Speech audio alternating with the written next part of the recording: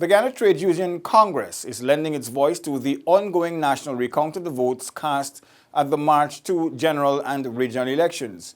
It states that the process should not be trampled upon by any local or international force. More in this report. Veteran trade unionist and General Secretary of the GTUC, Lincoln Lewis, said Sunday that the recount process undertaken by the Guyana Elections Commission is being done in the interest of all of Guyana and should not be treated lightly. He had met with journalists to speak specifically on behalf of Guyana's working class, who he said is caught between the rise and tension of the electoral process. We must be guided not by emotions and self-interest, but by the rule of law and national interest. This recount is governed by Gazetted Order of 4th May.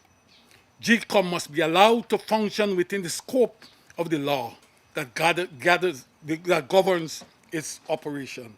No more, no less. According to the General Secretary, the electoral issue, which is likely to impact the lives of all workers, remains at the core of concern of the labor movement, which fought to secure local governance and the right of every worker or individual to participate and have their vote counted. One man, one vote. I say one eligible man, one vote. Not a missing man or woman. That is one who never existed. Deceased or is absent from the jurisdiction.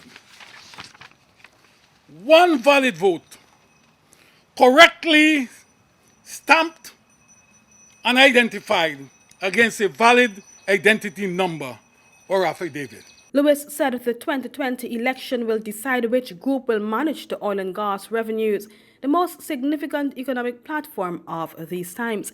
He said the GTUC is concerned about the equitable distribution of these resources to the benefit of the working class of Guyana, and as such, the true will of the people must be represented.